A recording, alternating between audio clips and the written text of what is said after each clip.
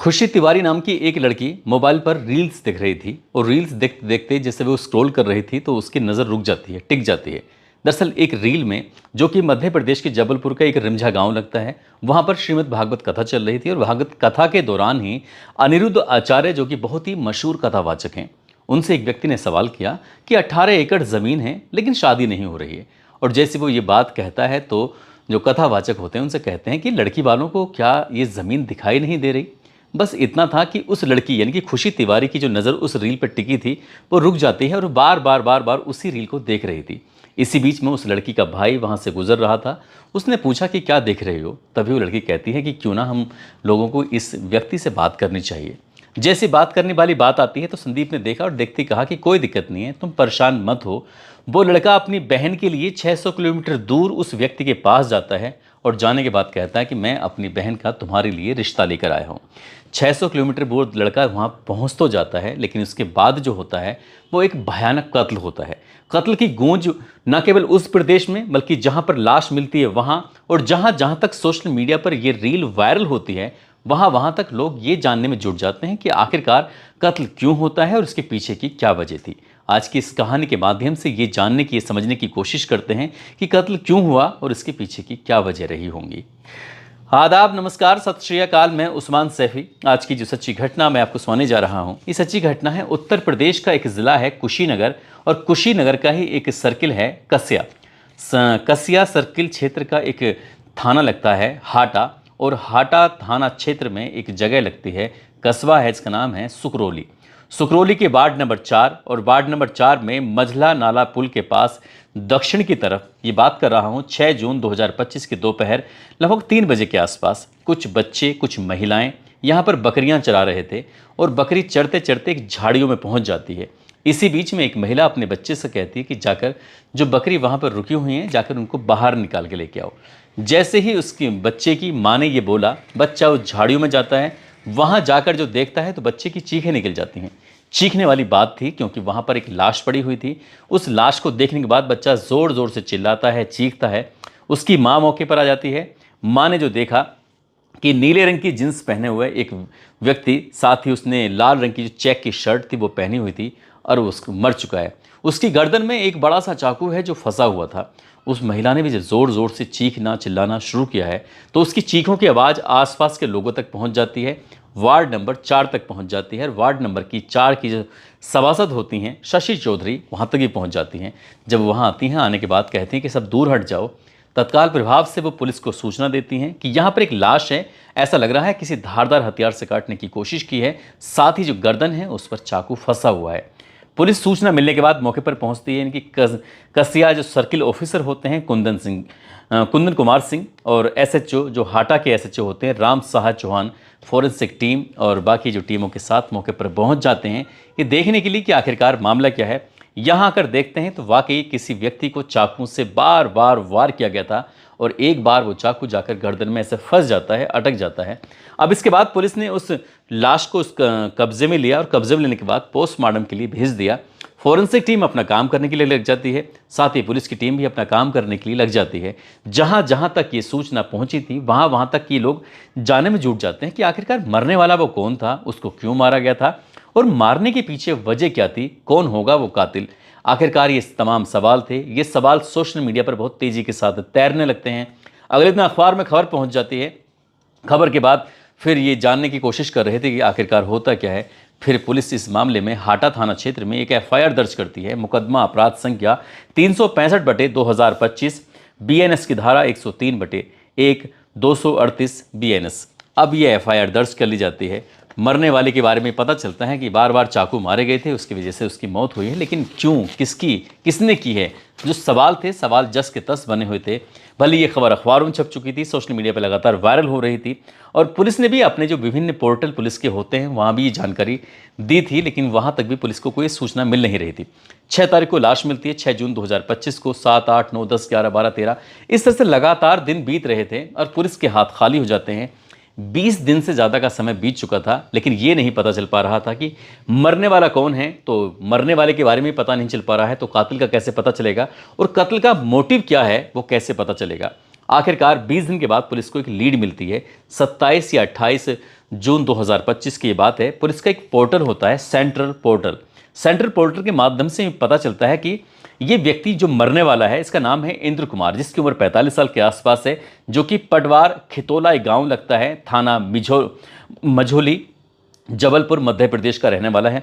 आखिरकार ये पता चलता है कि जो इसी का भाई है मरने वाले का, अजय कुमार तिवारी, इसने मझोली थाने में एक एफआईआर दर्ज कराई थी 8 जून 2025 को कि मेरा भाई अचानक से लापता हो गया है, गायब हो गया है। मैं उसे ढूंढने की तमाम कोशिश कर रहा हूं लेकिन वो मिल नहीं रहा है। अब ऐसी स्थिति में जब भाई ने एफआईआर गुमशुदगी दर्ज कराई थी, उधर सेंट्रल पोर्टल के माध्यम से उत्तर प्रदेश की कुशीनगर की पुलिस को यह पता चल जाता है। तो पुलिस ने इस व्यक्ति का यानी कि इंद्र कुमार का जो मोबाइल था उसकी सीडीआर निकलवाती है, और सीडीआर निकलवाने के बाद पता चलता है कि उसके संपर्क में कौन कौन था, उसकी जो लोकेशन थी वो कहाँ कहाँ गया, कहाँ नहीं गया, उसके मोबाइल के माध्यम से पता निकालने की आखिरकार कोशिश की जाती है। तब पुलिस को 3 नाम सामने आते हैं। एक नाम होता है साहिबा बानो, जो कि मिठावेल, थाना जंगहा, जिला गोरखपुर, उत्तर प्रदेश। साथ ही शमशुद्दीन अंसारी, कोना, सोनबरसा, थाना जंगहा, गोरखपुर। और एक तीसरा नाम होता है कौशल कुमार गौड़, सांडा, थाना गौरी बाजार, जिला देवरिया। ये नाम जब निकल के सामने आते हैं तो फिर पुलिस ने इन तीनों को रडार पर लिया, इनको गिरफ्तार किया, और गिरफ्तार करने के बाद पुलिस की जब जांच आगे बढ़ती है तो पता चलता है कि साहिबा बानो जो ये महिला है, लड़की है, इसने प्रेम विवाह किया था कौशल कुमार गौड़ से। कौशल कुमार गौड़ से प्रेम विवाह करने के बाद ये गोरखपुर के एक कूड़ा घाट जगह लगती है, वहाँ पर जाकर किराए के मकान में रहना शुरू कर देते हैं। प्रेम विवाह करने के बाद इसने साहिबा बानो ने अपना नाम बदलकर खुशी तिवारी रख लेती है, और ज़िंदगी में इनका ठीक ठाक चल रहा था। लेकिन एक दिन ये इंटरनेट पर यानी कि सोशल मीडिया पर ये रील्स देख रही थी। रील्स देखते देखते एक रील पे जाकर रुक जाती है, टिक जाती है कि एक व्यक्ति अनिरुद्ध आचार्य से सवाल करता है कि मेरी शादी वादी नहीं हो रही है और 18 एकड़ ज़मीन होने के बावजूद भी। तभी कथावाचक महाराज अनिरुद्ध आचार्य ये कहते हैं कि ये लड़की वालों को ये दिखाई नहीं देता, कोई और तो देखता नहीं इस रील को, लेकिन साहिबा उर्फ खुशी तिवारी इस रील को देख लेती है। और जो इसके बाद फिर इसने, जिसका पति होता है, इसका नाम कौशल होता है, अपने ही पति को भाई बनाकर, जिसका नाम संदीप रखा जाता है, उसको भेजती है लगभग 600 किलोमीटर दूर उस जबलपुर के उसी इलाके में जहाँ पर ये इंद्र कुमार रहता है। और इंद्र कुमार के पास जब भेजा जाता है तो इंद्र कुमार से जाने के बाद वो बातचीत करता है, नमस्ते दुआ सलाम वगैरह जो होती है वो बताता है कि मैं अपनी बहन का रिश्ता आपके लिए लेके आया हूँ। बस इतना सुनना था कि इंद्र कुमार इतना खुश हो जाता है। वो वैसे शिक्षक की जॉब भी करता है और ज़मीन भी ठीक ठाक है, सब कुछ अच्छा था।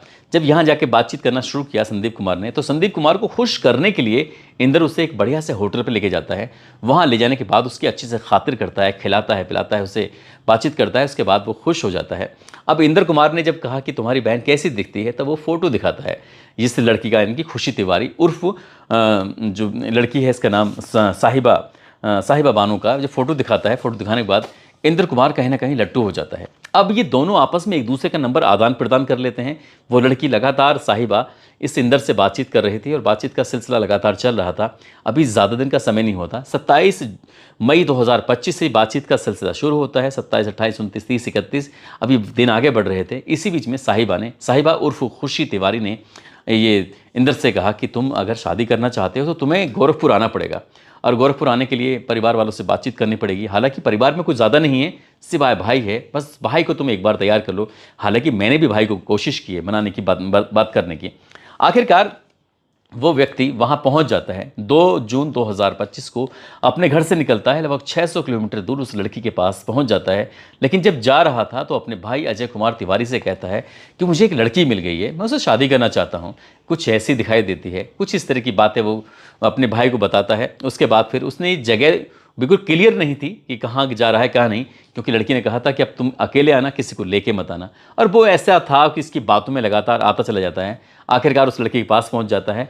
यहाँ से ये गोरखपुर बुलाते हैं, लेकिन गोरखपुर से कहीं दूसरी जगह लेके जाते हैं 3 जून 2025 को। और जहाँ लेके जाते हैं वहाँ सबसे पहले संपत्ति का हल्फनामा तैयार कराते हैं, और हल्फनामे ये लिखवाते हैं कि अगर वो व्यक्ति को, उससे यानी कि इंद्र कुमार को कुछ हो जाता है, वो मर जाता है, तो उसके मरणोपरांत उसकी जो ज़मीन है, उसकी जो संपत्ति है, उसके पास जो भी धन दौलत है, वो सब के सब कुछ साहिबा बानो उर्फ खुशी तिवारी के हाथ लग जाए, उसको ही मिल जाए। और साथ में नाम था संदीप का, जो उसका मुँह बोला भाई होता है। बस जो प्लानिंग के हिसाब से चल रहा था वो सब कुछ ठीक ठाक चलता रहता है। अब अगली तारीख आती है, यहाँ से निकलकर एक गाड़ी होती है UP53 EZ6129, इसमें बैठते हैं। इसमें ये लड़की खुशी तिवारी बैठती है, साथ ही इंद्र बैठता है। इसके अलावा जो उसका पति है कौशल, जो अभी तक पति की भूमिका नहीं है बल्कि भाई की भूमिका में है, और एक शमशुद्दीन नाम का एक जो व्यक्ति है जो कि गाड़ी को राइड कर रहा है, चला रहा है। आखिर ये बैठते हैं। यहाँ बैठने के बाद अपना गोरखपुर छोड़ते हैं, सीधा कुशीनगर पहुँचते हैं, और कुशीनगर का एक सर्किल लगता है, इसका नाम है कसिया में जाते हैं 5 जून 2025 को। यहाँ पर एक आइडियल के नाम से एक होटल होता है, होटल में रुकते हैं, और वहाँ रुकने के बाद शादी करते हैं। इनकी कमरे में एक झूठ मूठ की एक बिल्कुल प्रायोजित शादी थी, शादी की जाती है। वो उसकी मांग में सिंदूर भरता है, उसको बढ़िया से कपड़े पहनाए जाते हैं, साड़ी पहनाई जाती है। अपने घर से लगभग 1,30,000 रुपये के आसपास के जेवरात लेके आया था, वो उस लड़की को पहनाए जाते हैं, और उनके पहनाने के बाद उसको मांग में सिंदूर भरा जाता है। शाम हो चुकी थी, उसके बाद फिर सुहागरात की जब तैयारी होती है, सुहागरात मनाने के लिए जब जाते हैं, तो ये बैठ के आराम से तसल्ली से खाना खाते हैं।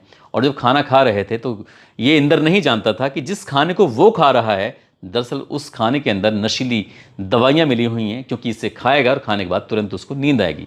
उसको बिल्कुल भी इस बात का इल्म नहीं था, जानकारी नहीं थी।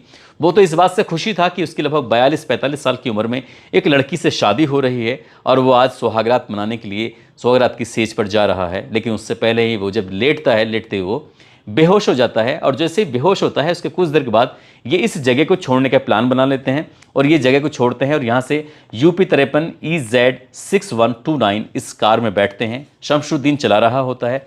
इसको बेहोशी की हालत में इंदर को सुकरोली के इलाके में लेके जाते हैं, जो वार्ड नंबर 4 का एक जंगल जैसा होता है। वहाँ जाने के बाद चाकुओं से एक के बाद एक कई वार किए जाते हैं, और जब उसको बहुत ताकत से चाकू मारा जाता है तो उसकी गर्दन में जाकर चाकू फंस जाता है। उसके बाद उसकी लाश को वहाँ फेंकते हैं झाड़ियों में, और फेंकने के बाद आराम से वहाँ से निकल जाते हैं। लेकिन उसके जो जेवरात थे, उसके जो पैसे थे, उसका जो मोबाइल था, उसके पास जो भी सामान था, वो सामान अपने कब्जे में लेते हैं और निकल जाते हैं, ये सोच कर कि शायद कभी पकड़े नहीं जाएंगे।